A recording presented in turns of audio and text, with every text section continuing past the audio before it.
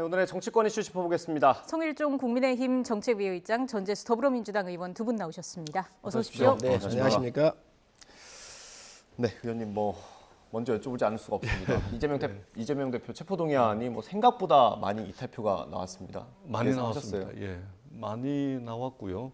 저희들이 이제 무소속까지 합하면은 민주당 의원 169석에다가 무소속까지 합하면은 6석 해가지고 전체 부결표가 단 한 표의 이탈표가 없었다라고 한다면 175표가 나왔어야 됩니다. 그쵸. 부결이 175표가 나와야 되는데 지금 138표가 나왔지 않습니까? 네.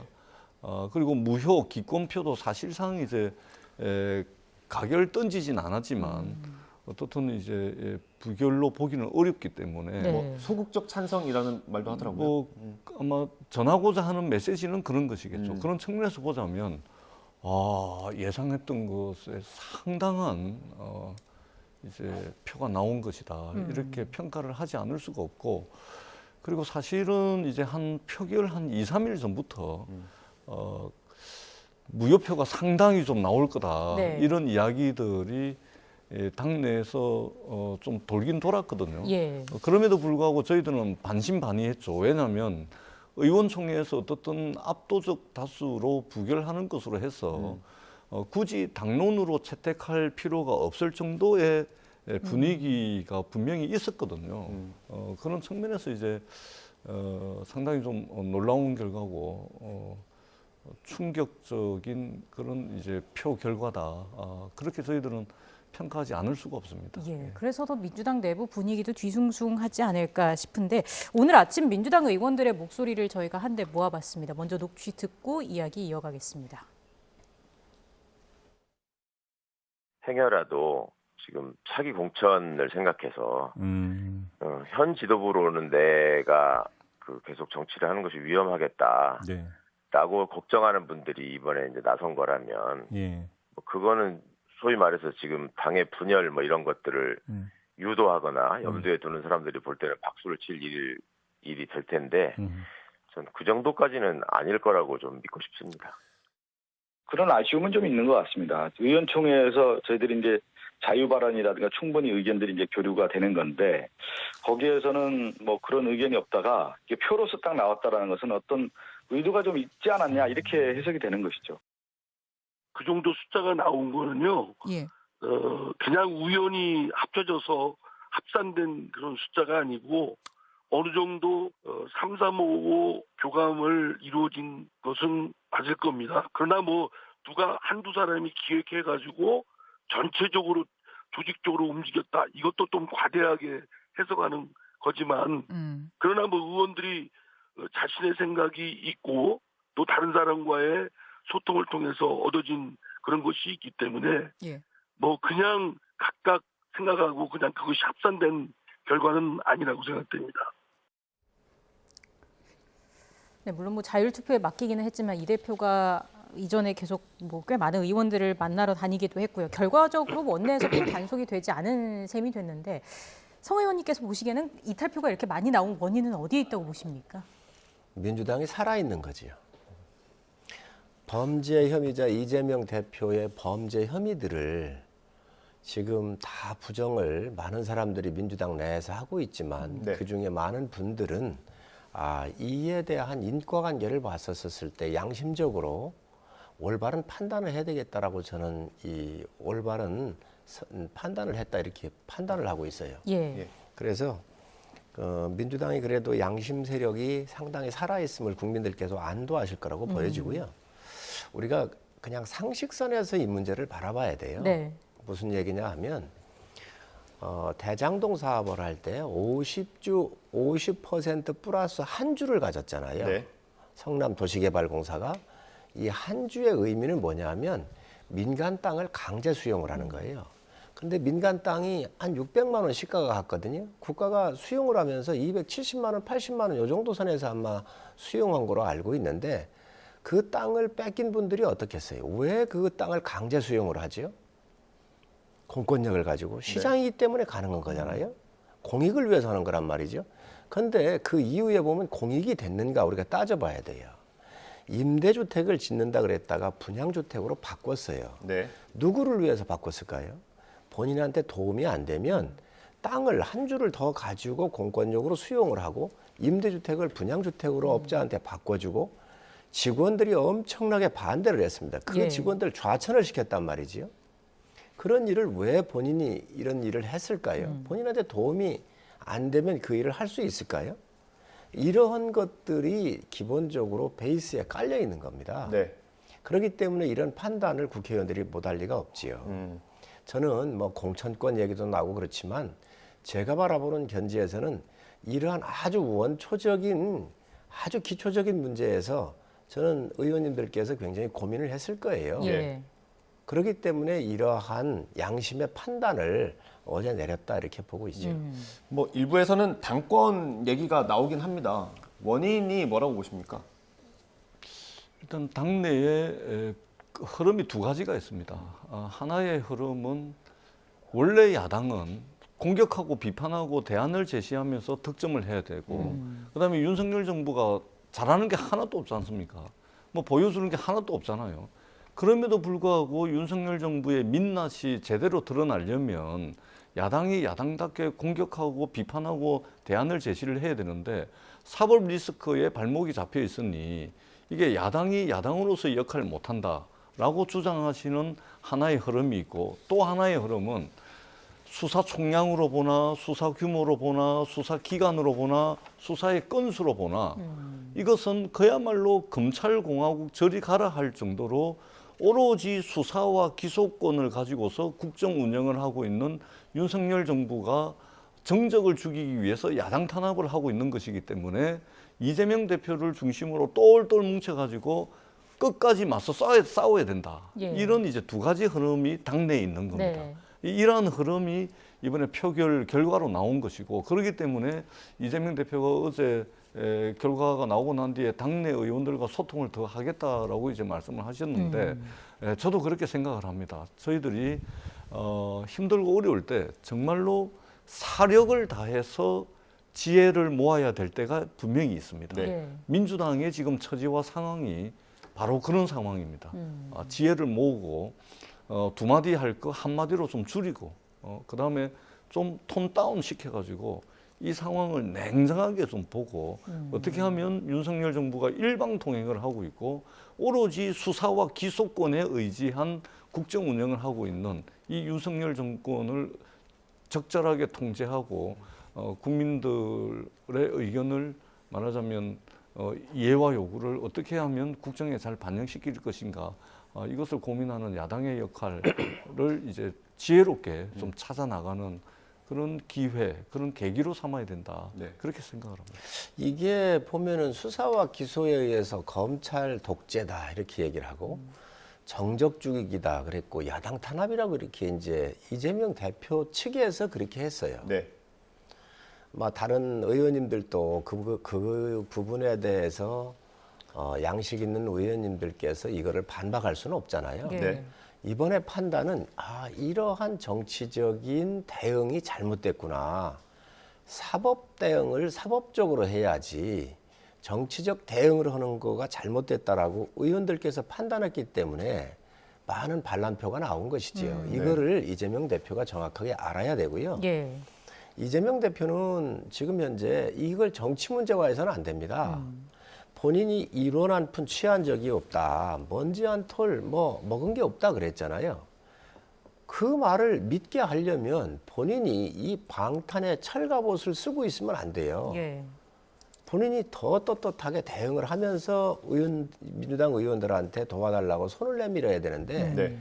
본인은 그걸 안 하려고 그러잖아요. 영장 실질 심사 대한민국 국민이 안 가는 사람이 있습니까? 포기하는 다 경우도 가지 있습니다. 않습니까?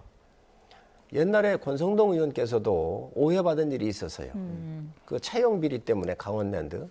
본인이 이게 나 그거 안 받겠다 하고 본인이 스스로 자청해 가가지고 구속이 안 됐습니다. 네. 그리고 무죄 받았잖아요.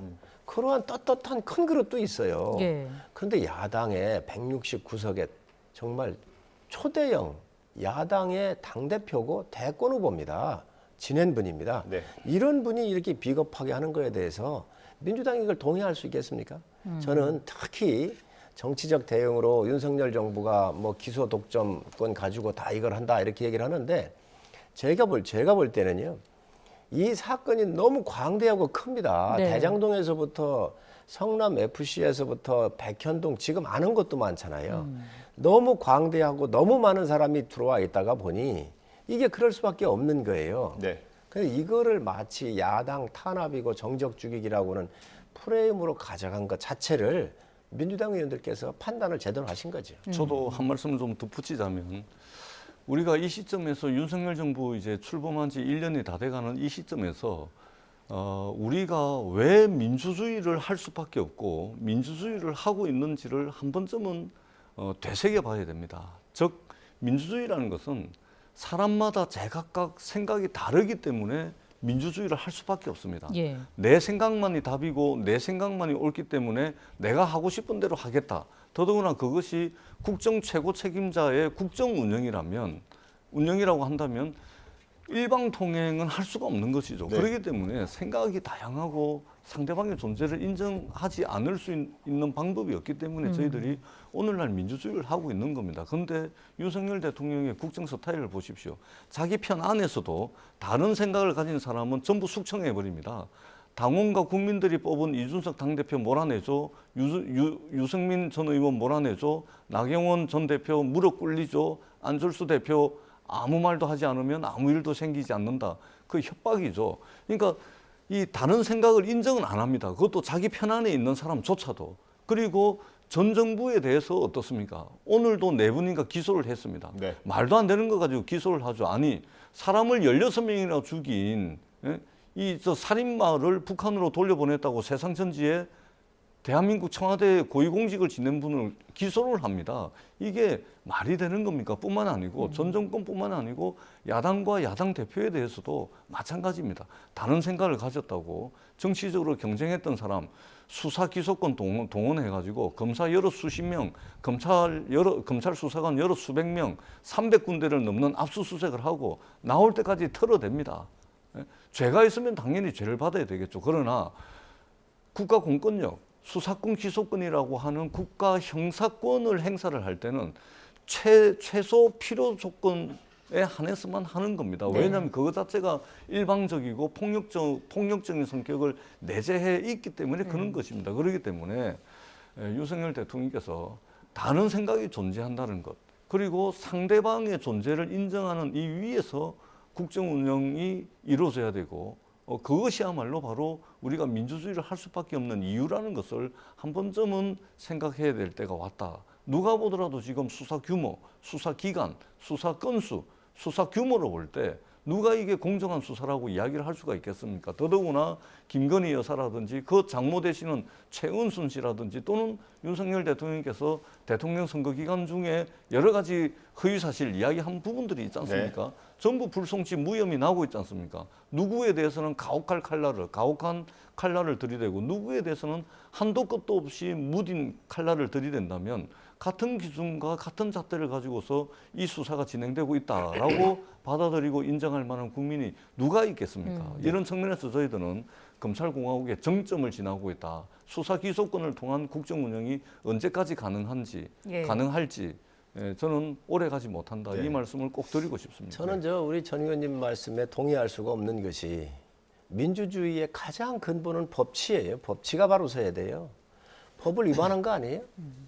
그래서 법을 위반하고 너무도 많은 위법 행위를 했기 때문에 민주당 의원들이 이재명 대표에 대해서 부결표를 던진 거잖아요. 찬성하거나 부표를 던진 거잖아요. 네. 자, 그런데 이러한 이재명 대표 수사하는 것이 민주주의를 바로 세우는 거예요. 지금 늘 민주당이 주장해왔던 게 인권, 평화 이런 거 외쳤지 않습니까? 그런데 북한의 사람에 대해서 조사도 제대로 아니하고 그 사람들 압송한 거에 대한 책임을 물을 수 있고 그에 따른 합법적 절차에 의해서 문제가 있는 것을 기소하는 건데 마치 이것이 민주주의를 파괴하고 있는 것처럼 얘기하는 것은 저는 옳지 않다고 생각을 해요.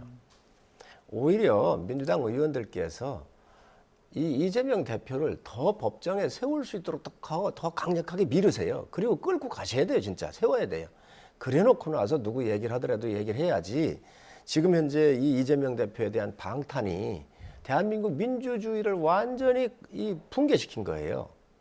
이러한 범법적 혐의 있는 분이 국회의원의 방탄의 옷을 입고 당대표의 이 철갑옷을 입고 지금까지 버틴 것 자체가 민주주의가 훼손된 거예요.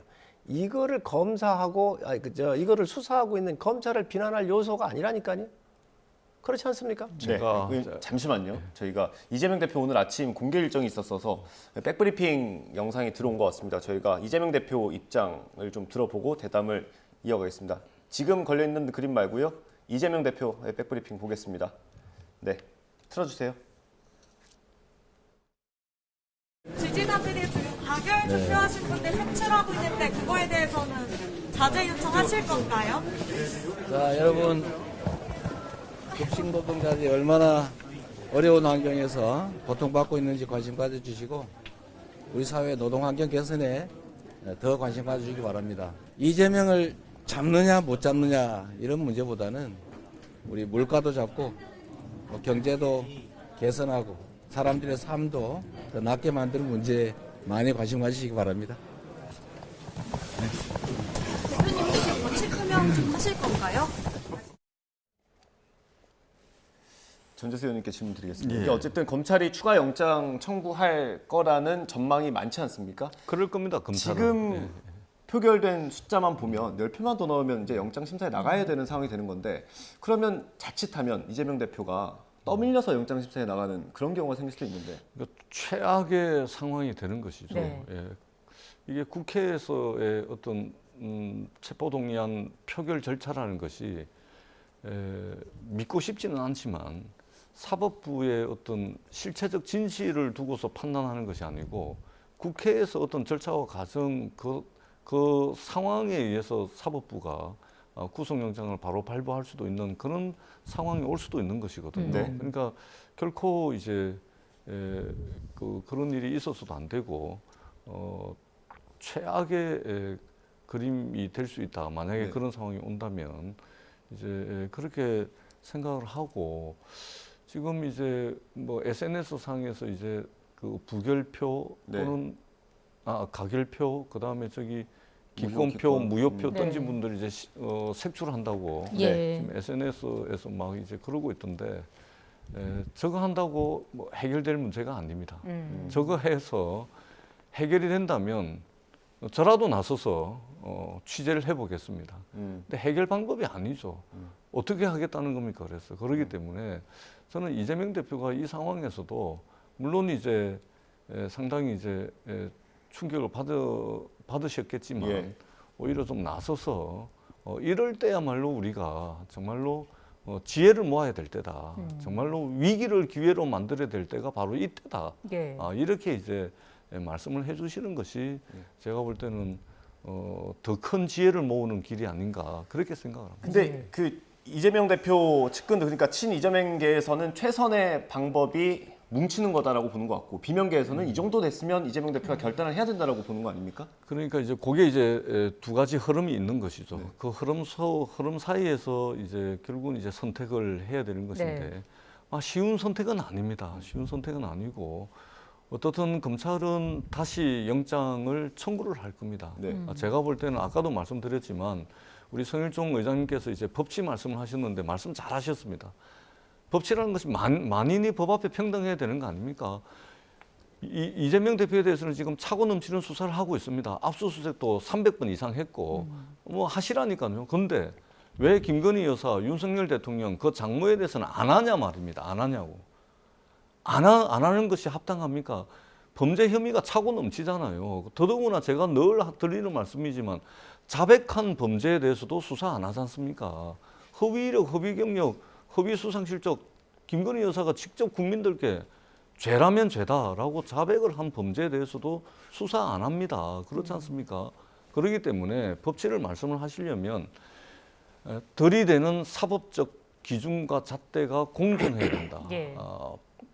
불편부당해야 된다. 이 말씀을 드리지 않을 수가 없습니다. 말씀해 주시죠. 지금 이재명 대표는 증거를 들이대면은 모른다 그러고요. 또 그 분리하면 화제를 돌려버리잖아요. 지금 이제 어제 의원들 투표한 거에 대한 색출을 이렇게 해가지고 그 개딸들을 동원해가지고 지금 엄청난 지금 뭐 문자 폭탄에서 여러 가지를 지금 하고 있잖아요. 이런 부분에 대해서 본인이 가르마를 잘 타줘야지요. 네. 저는 그게 지도자라고 생각을 해요. 그리고 어떤 경우에도 본인이 얘기했었던 부분들에 대해서 100%는 지킬 수 없지만 나름대로 그 부분에 대해서 책임이 있는 부분이잖아요. 무슨 말씀이냐면 이론 한 푼 취한 적도 없고 그 어떤 법법 행위를 한 적이 없다 그랬기 때문에 본인이 떳떳하고 당당하다 그랬거든요. 네. 그렇기 때문에 지금 정치적 대응을 하면 안 된다는 거예요. 지금 다 정치적 대응을 하고 있잖아요. 사법적 대응을 할 일을. 이 부분에 대해서 지금 이 제1야당 대표 그리고 전에 대한민국의 대권 후보였던 분이 법치를 지금 다 대한민국의 법을 다 지금 깡그리 지금 이 부분을 다 무시하고 있는 거예요. 법치를 무너뜨리고 있는 거예요. 그렇기 때문에 의원들의 판단인데 국회의원의 판단은 굉장히 무섭습니다. 왜냐하면 국회의원은 한 분 한 분이 기관이에요. 헌법기관이잖아요. 그 판단도 지금 현재 수용을 안고 있는 거잖아요. 그러면 대한민국 국회의원 판단도 무시하는 분이 대한민국 법치에 대해서 어떻게 했어요?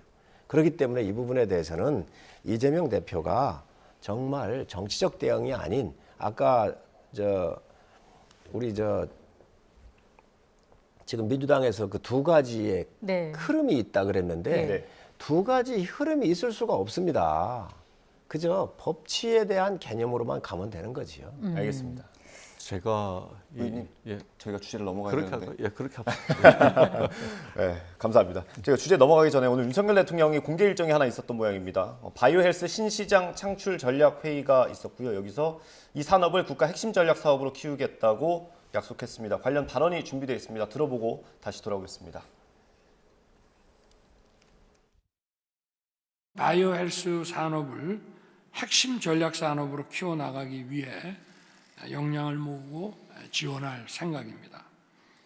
먼저 과감한 혁신과 투자가 뒤따라야 합니다. 의료, 건강, 돌봄 서비스를 디지털 기반으로 전환해서 글로벌 시장을 선점할 수 있도록 집중 투자해야 할 것입니다.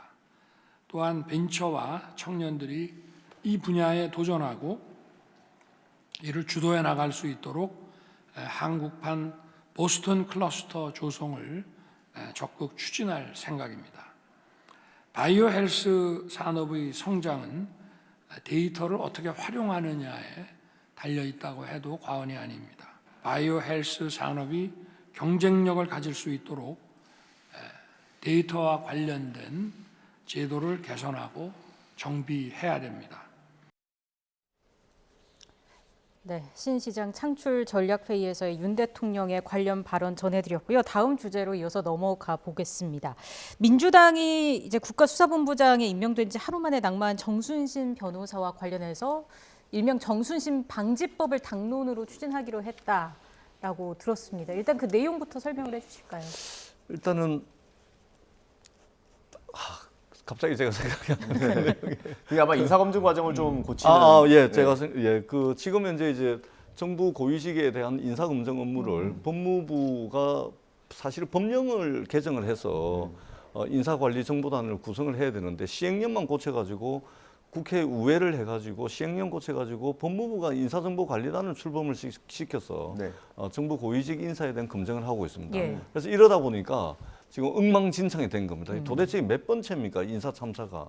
그래서 이렇게 해서는 안 되겠다. 그래서 저희들이 인사검증 업무를 인사혁신처로 옮기는, 말하자면 정순신 방지법, 이것을 지금 준비를 하고 있고 아마 다음 주쯤 되면 발의를 할 예정입니다. 의원님 그 청와대에도 계셨으니까 인사검증에 대해서 좀 아실 거 아닙니까? 그러니까 오늘 한동훈 장관, 대통령실 또 경찰청장 여러분들이 이제 입장 표명을 하시던데 저분들 저렇게 말씀하시면 안 돼요. 전부 거짓말입니다. 모르는 분들이 들을 때는 그럴 수도 있겠다 하는데요. 다 알고 있는 저희들이 듣기에는 정말로 좀 너무 해도 너무한다. 전부 거짓말이에요. 왜냐하면 저는 이제 인사 검증도 받아봤고 인사 검증도 해봤습니다. 예. 이건 정권이 바뀌더라도 실무 차원에서 인사 검증하는 그분들은 완전 전문가거든요. 이분들은 정권이 바뀌어도 안 바뀝니다. 예. 그 일을 그대로 합니다. 완전 전문가이기 때문에. 그래서 우리가 이제 한동훈 장관이 본인이 직접 허위 진술을 하거나 본인이 가르쳐 주지 않으면 미리 정보를 제공해 주지 않으면 알 수 있는 방법이 없다. 네. 시스템의 문제고 구조적인 문제다라고 말씀을 하시잖아요. 천만에요. 그렇지가 않습니다. 저거 한 200페이지 정도 되는 거를 자기가 본인이 다 써서 내거든요. 예. 그러면은 그 이외의 내용은 모를 거면 그리고 허위 사실을 적어내가지고 쏘갔다면 그런 인사검증 시스템을 왜 둡니까? 인사검증하는 실무자들 왜 둡니까? 인사검증 대상자가 제출해서 내는 자료 외에 별도로 전부 조사를 다 합니다. 네. 그래가지고 인사검증 대상자가 인사검증서를 제출하잖아요. 그러면 그걸 비교를 해가지고 자기네들이 조사한 거하고 차이가 나는 것은 왜 차이가 나는지, 그다음에 여기 안 적은 내용 중에 이런 것들이 있는데 어떻게 됐는지, 오히려 역으로 인사검증하는 실무자들이 역으로 인사검증 대상자에게 묻습니다. 네. 그런 걸 다 하게끔 돼 있거든요. 네. 근데 이야기 안 해주면 모른다. 그래서 전부 모든 책임을 정순신 이분한테 지금 모든 책임을 다 떠넘기고 있는 겁니다. 말이 안 되는 겁니다. 그러니까 이 시스템을 아는 사람이라면 저분들이 거짓말을 해도 너무 심한 거짓말을 하고 있다는 것을 알고 있거든요. 결국은 아무도 책임지지 않는 네. 이것이야말로 윤석열 정부의 정말로 트레이드 마크가 돼간다. 이태원에서 그렇게 많은 젊은이들이 죽어나가도 책임지는 사람 한 명도 없습니다. 이 정순신 씨 피해자는 말하자면 학업을 중단해가지고 중학교 졸업밖에 안 됩니다. 지금도 트라우마 때문에 학업을 계속할 수 없는 그러한 상태로 남겨놓고 가해자는 서울대학교 떡 댕깁니다. 이 세상이 이래서야 되겠습니까? 근데 이런 것도 제대로 걸러내지 못하고 검증을 못했는데 그렇게 똑똑하던 국회에 오면 그렇게 똑똑할 수가 없는 한동훈 장관이 왜 이것만 모릅니까? 그렇게 똑똑한 분이. 이것만 모르는 거 이상하지 않습니까? 저는 그런 식으로 책임 회피하는 비겁한 자세와 태도는 보이지 마시라 이 말씀을 드리도록 하겠습니다. 몰랐을 리 없다라는 그럼. 말씀이신 거고요. 어떻게 보십니까? 뭐 민주당 비판할 수 있습니다. 네. 그리고 민주당이 지금 전 의원님을 비롯해서 민주당이 주시는 이야기를 굉장히 중하게 받아들여야 돼요. 그리고 시스템이 문제 있거나 이런 절차상의 하자가 있으면 그거 바꿔야지요. 네. 그리고 이번에 분명한 것은 이 정순신 국가수사본부장에 대한 임명 과정에 이러한 학폭을 비롯해서 인사검증이 문제 있었던 건 분명히 맞습니다. 예. 이거 이번에 혁신해야 돼요. 근데 네. 이 부분은 민주당 정권 5년 동안에도 계속 조국 같은 이런 일들이 끊임없이 있었어요. 네. 전 윤석열 정부가 끝나고 또 다른 정부가 가더라도 또 계속 이어질 거라고 봐요. 왜 그러냐면 이 인사 문제에 있어서 사실 너무도 많은 부분들이 숨겨져 있는 부분이 있고 네. 본인이 얘기를 안 해주면 걸러낼 수 없는 부분들이 있잖아요. 네. 그렇기 때문에 더 시스템을 촘촘히 더 정비를 해서 이런 사태가 나오지 않도록 해야 되겠다라고 하는 말에는 100% 동의하고 있습니다. 예. 제가 다시 한번 말씀드리지만 네. 인사검증 대상자가 거짓말을 하거나 또는 인사검증 그 서류에 허위 사실을 쓰거나 또는 뭔가를 숨기려고 하는 경우가 있기 때문에 인사검증 조직을 두는 겁니다. 인사검증할 수 있는 전문가를 두는 거예요. 마치 이야기를 안 해줬기 때문에 걸릴 수 있는 방법이 없다. 우리는 몰랐다.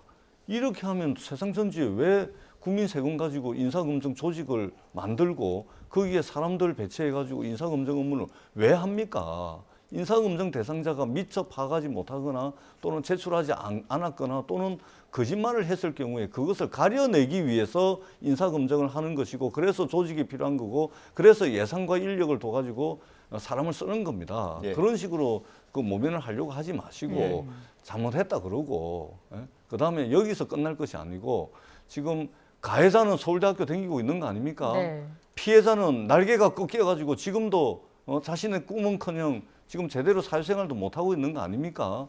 그러면은 그러한 그 학교 폭력이 서울대학교 입시에 어떻게 사용됐는지 예? 그 서류는 제대로 제출됐는지, 감점을 할 수 있도록 돼 있는데 감점은 제대로 됐는지, 그럼에도 불구하고 서울대학교에 어떻게 합격이 했는지 네. 이런 것들을 하겠다라고 하는 것이 집권 여당의 책임이지 계속 모른다 그러면 인사검증 시스템 왜 둡니까? 아마 아니, 민주당에서 전 의원님께서 얘기하신 뭐 피해자가 가슴 아픈 이야기지요. 지금 학교를 못 가고 그런 일이 있다고 한다면, 그러나 이 토론하고는 본질이 좀 잘못된 부분들이고요. 예. 어쨌든 지금 이 토론의 주제는 이 시스템에 관련된 거잖아요. 예. 그러니까 이 시스템은 분명히 문제가 있다고 보여져요. 예. 그리고 이 직계 가족들에 대한 소송 여부가 있었느냐, 이런 사실이 있었는가, 이렇게 예. 묻는 항목이 있다 그래요. 예. 거기에 없다라고 이렇게 기재를 했다는 것이지요. 그럼에도 불구하고 이걸 더 철저하게 검증을 했어야 한다. 그리고 이뿐만이 아니고 앞으로 어떤 문제가 또 나올지 모릅니다. 네. 네. 이 검증 과정에서 또 새로운 항목들이 또 계속 나올 거예요. 예. 그런 부분에 대한 것들도 더 보강을 해서 국민 눈높이에 맞는 그런 공직자가 우리 사회에 일을 할 수 있는 그런 곳에 가야지, 이번 같이 이러한 그 부실 검증으로 인해 가지고 국민들한테 상당히 불편함과 또 불쾌감을 드렸다고 하는 것은 굉장히 잘못된 일이라고 생각을 합니다. 네. 민주당 일부 의원들은 알고도 눈 감아준 거 아니냐 이런 주장을 하기도 합니다. 이제 야당은 그렇게 얘기할 수 있지요. 예. 또 당연히 정치 공세를 할 것이고요. 또 그런 부분들이 있었다고 한다면 더 큰 문제이기 때문에 그에 대한 조사가 이루어질 겁니다. 예, 그럼 어쨌든 누군가는 책임을 져야 하지 않습니까? 이런 실패에 대해서. 그거에 대해서는 어떻게 생각하십니까? 당연히 그 부분에 대해서 책임을 일정 부분 묻게 될 것이고요. 그런 부분들이 논의될 것으로 봅니다. 네. 제가 볼 때는 책임 안 질 것 같아요. 사람이 한둘이 다 아니고 사람이 159명이 죽어 나가는데도 책임지는 사람이 있었습니까? 그렇기 때문에 이거 책임 안 집니다. 지금 보세요. 책임질 것 같으면 지금 법무부 장관은 경찰청으로 넘기고 경찰청장은 법무부로 넘기고 예. 그다음에 저기 뭐 청와대 인사비서관, 그다음에 인사기획비서관, 공직기강비서관 전부 내몰라라 하고 있습니다. 누가 책임을 지겠습니까? 누가 책임을 질 거라고 기대를 하겠습니까? 아니, 전 의원님 왜 책임을 안 집니까? 구청장도 구속이 됐고 다 법적인 그 최일선에서 법적으로 책임져야 될 사람들은 먼저도 책임을 물었지요. 이제 정치적인 책임하고 법적인 책임하고는 차이가 있는데 예. 이제 이 부분 인사 검증에 대한 부분도 실무적으로 정말 꼼꼼히 안 챙겨서 이런 문제가 나왔다고 한다면 그 안에서 분명히 책임을 묻게 될 겁니다. 자, 보십시오. 대통령실의 인사기획관 검사입니다. 대통령실의 인사비서관 검사입니다. 네. 대통령실의 공직기강비서관 검사입니다. 법무부의 인사정보관리단 거기도 검사가 하고 있고 네. 최종 책임자는 한동훈 검사 출신 법무부 장관입니다. 전부 검사들이 자기들끼리 검증하고 앉아 있는 겁니다. 봐줄 거 봐주고 빼줄 거 빼주고 설마 이게 뭐 알겠나 하고서 밀어붙이다가 이 난리가 난 겁니다. 이러니까 대통령 선거 과정에서 이게 검찰공화국이 올 수 있겠다. 이렇게 우리 국민들이 우려를 했는데 결국은 이런 식으로 정부 요직은 전부 돌려막기 하면서 검사들이 독차지하는 예. 그런 검찰공화국이 이미 부지부식간에 우리 곁에 와 있다. 이렇게밖에 저희들이 볼 수가 없습니다. 아니 그 말에 동의할 수가 없는 게 검찰공화국이라고 계속 이재명 대표부터 이렇게 뒤집어 씌우고 그랬어요. 아마 대통령께서 검찰 출신이 아니면 그 얘기를 안 나왔을 거예요. 검사를 아무리 갖다 넣어도요. 그중에서 꼭 가야 될 장소, 꼭 필요한 인재, 네. 수사와 관련되거나 이 법으로서 반드시 판단이 요한 곳만 가 있지 다른 데 어디 그렇게 많이 가 있습니까? 아니 그거는 인사검증할 때 옛날 저 문재인 정부의 민정도 검사들 경찰들 가 있었잖아요. 그런 겁니다. 그런데 이거를 마치 검찰의 모든 것을 다 하고 있는 것처럼 그렇게 검찰 공화국으로 포장하는 것은 뭐 정치 공세니까 뭐 네. 그러실 수 있다고 보는데 좀 과하다 이렇게 생각을 합니다. 저희들이 흔히 쓰는 이야기 중에 일당 100, 일당 1000 이러잖아요. 네. 대통령실의 인사비서관 있지 않습니까? 대통령실의 인사기획관 있지 않습니까? 정부 공기업까지 시작해서 정부 부처의 상급 이상, 경찰 경무관 이상, 군 중령 이상 전부 다 인사를 하는 자리입니다. 일당 여러 수백만 됩니다. 네. 인사비서관, 인사기획관 한 명만 하더라도 검사입니다. 그 다음에 최종적인 검증 작업은 공직기관 비서관이 합니다. 네. 전부 검사예요. 법무부 인사정보관리단도 마찬가지입니다. 그런 식으로 이 검찰공화국이 아니다라고 말씀을 하셔도 그거 제대로 고지고대로 믿을 국민들 그렇게 많지 않다. 이 말씀을 드리도록 아니, 하겠습니다. 전 의원님 이재명 대표가 대통령 됐으면 부패공화국이 됐었을 텐데 부패공화국보다는 검찰공화국이 낫지 않습니까? 한번 맡겨봐 주시든지요. 큰일 날 뻔했습니다. 알겠습니다. 그런 말씀 하지 마십시오. 그러니까. 네, 여기서 마무리하겠습니다. 지금까지 성일종 국민의힘 정책위의장, 전재수 더불어민주당 의원 두 분과 함께했습니다. 고맙습니다. 감사합니다. 감사합니다.